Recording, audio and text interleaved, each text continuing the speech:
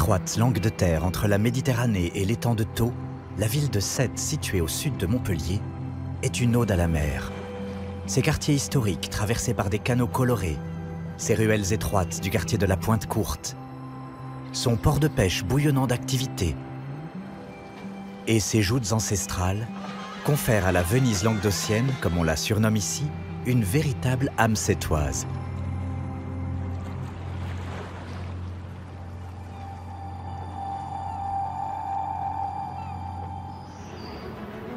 C'est sur cette petite anse de terre qu'est né à la fin du XIXe siècle l'un des plus grands poètes et philosophes français, Paul Valéry. Avec La Jeune Parc, son célèbre poème Le Cimetière marin, publié en 1920, constitue l'œuvre majeure de Valéry et l'élève au rang de poète d'État. Méditation métaphysique, Le Cimetière marin témoigne de l'amour de l'auteur pour son île singulière, comme il l'aimait l'appeler.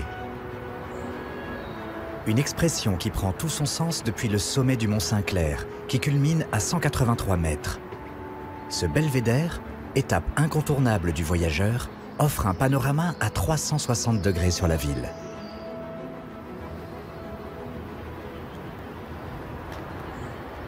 En appelant Sète une île singulière, il a visé au cœur, en fait, à l'essence même de la ville, puisque la ville, dans son histoire, c'était d'abord une île qui s'est reliée au continent, à l'époque romaine, par un lido de sable, un cordon sablonneux qu'on aperçoit là-bas. Entre Valéry et Sète, c'est une histoire d'amour, il y a une relation très forte, il parle d'attachement. Il est scellé à Sète, même s'il a quitté, et peut-être parce qu'il a quitté la ville à l'âge de 14 ou 15 ans. Avec d'un côté son port de pêche et ses canaux tournés vers la Méditerranée, et de l'autre l'étang de Thau et ses parcs à huîtres qui regardent le continent, ce paysage iodé va marquer Paul Valéry et l'inspirer tout au long de sa vie. Valéry parle d'influence méditerranéenne, c'est-à-dire c'est un auteur qui a été imprégné de cette culture maritime, solaire. Il parle du décor spirituel de ses idées, si bien que quand on se promène dans Sète, on est déjà dans le labyrinthe de la pensée de Paul Valéry. Pour explorer le Sète de Paul Valéry, il faut descendre vers le cœur de la ville, sur le quai de la Marine, là où se trouvait sa maison d'enfance, qui lui offrait un point de vue direct sur le port. De cette dernière ne reste que le souvenir. Elle a été détruite pendant la Seconde Guerre mondiale. C'était là qu'habitait Paul Valéry. Sa maison se trouvait là, à l'endroit de cette rampe. Et on imagine le balcon depuis lequel il pouvait regarder le port, activité des bateaux de pêche qui arrivaient remplis de poissons, et puis les activités de tous les métiers liés au port de commerce sur les quais.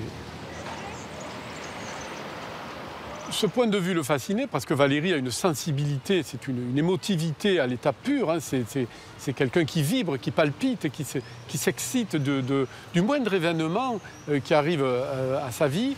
Cette expérience-là le met dans une sorte de transe. Il y a des textes où quasiment il est en transe par les spectacles qu'il contemple. Et celui du port en est un. Il n'est pas de spectacle pour moi qui vaille ce que l'on voit d'une terrasse ou d'un balcon bien placé au-dessus d'un port. Cet univers maritime subjugue Paul Valéry, au point qu'il multiplie les postes d'observation depuis la ville. Comme par exemple son collège, qui porte aujourd'hui son nom, et depuis lequel il contemplait le balai incessant des bateaux.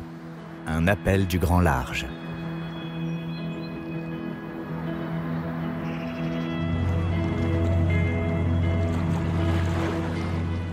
Valéry, eh bien, il s'imaginait comme officier de marine. Bon, il n'était peut-être pas assez bon, je crois, en mathématiques pour y parvenir. Et donc ensuite, et fort heureusement, il a obliqué vers la littérature et vers la poésie. Mais il aurait souhaité vivre une vie maritime, une vie de voyage, une vie peut-être d'exploration. Il en a eu une autre, c'est une exploration intérieure. C'est cette relation de la ville au poète et du poète à la ville qui se matérialise sur le môle Saint-Louis. Là où a été posée la première pierre du port il y a 350 ans, on peut lire un alexandrin de Valéry.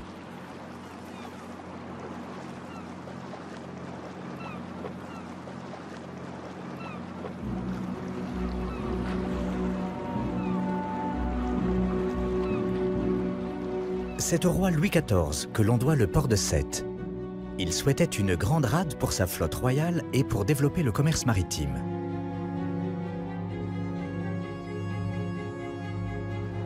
C'est dans cette zone, à l'époque infestée de pirates, que la ville voit le jour.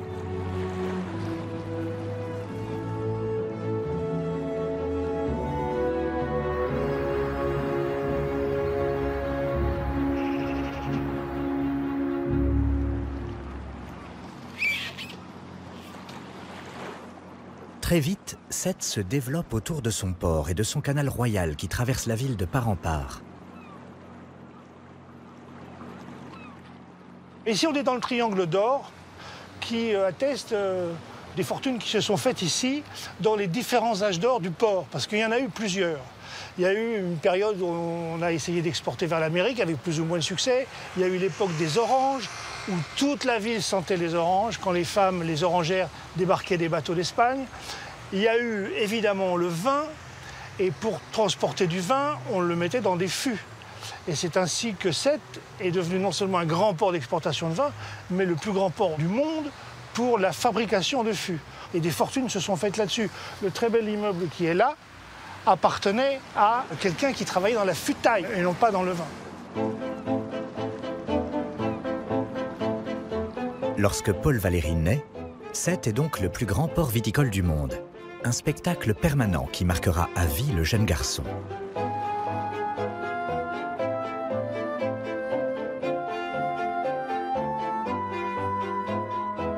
Je me félicite d'être né en un tel point que mes premières impressions aient été celles que l'on reçoit face à la mer et au milieu de l'activité des hommes.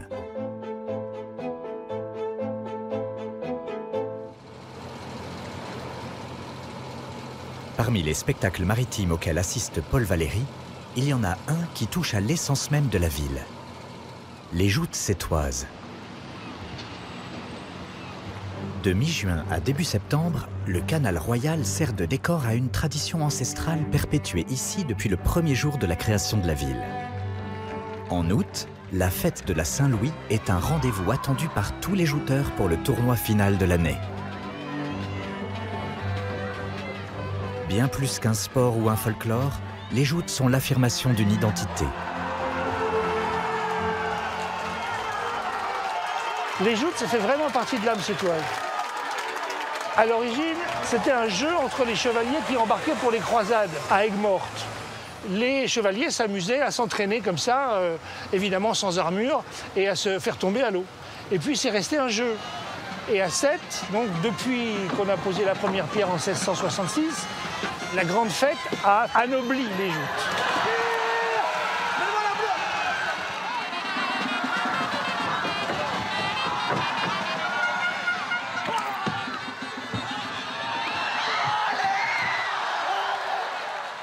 Les joutes, ça fait partie non seulement de la culture sportive sétoise, mais ça a aussi créé une esthétique. À Sète, un bel homme, c'est un jouteur. C'est quelqu'un de grand, de fort, d'un peu lourd. Ici, un bel homme, c'est quelqu'un qui peut être un jouteur. Et il faut être très costaud pour être jouteur.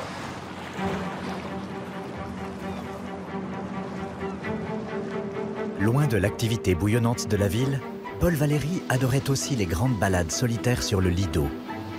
Un long ruban d'une dizaine de kilomètres de plage qui relie Sète à Marseillan. L'un des plus beaux cordons littoraux de France. Un chantier titanesque de 5 ans a en effet permis en 2012 de déplacer la route qui jouxtait la plage et de renflouer ainsi son cordon dunaire pour le protéger des tempêtes et de l'érosion naturelle.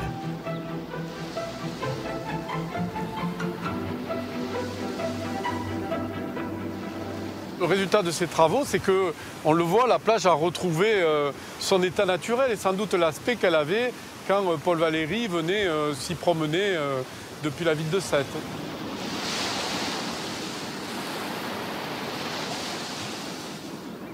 Il adorait la mer, bien entendu. Et il y a des textes extraordinaires de Valéry, de nage, qui sont de véritables textes érotiques sur la façon dont Valéry joue avec l'eau, se baigne, pénètre dans l'eau. Et en même temps, on va retrouver dans la relation qu'il entretient avec la mer, La même relation qu'il entretient plus globalement avec Seth, c'est une relation de contemplation et de contemplation de soi. La mer lui renvoie une image de soi, l'image de son moi, ce moi qu'il n'a jamais cessé d'explorer.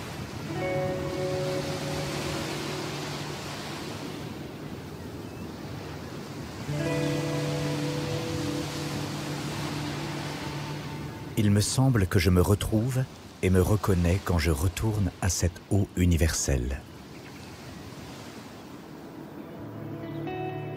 À Sète, le site valérien par excellence est le cimetière créé en 1680, afin d'y enterrer les premiers ouvriers qui ont construit la ville. C'est un des hauts lieux touristiques de Sète, et c'est là que Paul Valéry repose aujourd'hui. Son nom, il le doit au poème le plus célèbre de l'écrivain, Le cimetière marin. Il le compose à l'âge de 46 ans, alors qu'il a quitté sa ville natale depuis longtemps et qu'il n'a pas écrit un vers depuis 20 ans. Dès les premiers vers du cimetière marin, il pose le lieu comme un lieu exceptionnel, ce toit tranquille où marchent les colombes, entre les murs, palpitent entre les tombes. Lorsqu'on est devant le cimetière marin, dans sa partie haute, on comprend immédiatement ce paysage que Valéry avait sous les yeux et qui s'articule selon 3 grands plans. Au premier plan, le cimetière, au deuxième plan, la mer, au troisième plan, le ciel. Et ce toit tranquille où marchent les colombes, on comprend immédiatement qu'il ne s'agit pas du ciel, mais de la mer, cette mer qui palpite entre les tombes. Paul Valéry dira plus tard de ce poème qu'il est sa pièce la plus personnelle. Je n'y ai mis que ce que je suis. Ses obscurités sont les miennes. La lumière qu'il peut contenir est celle même que j'ai vue en naissant.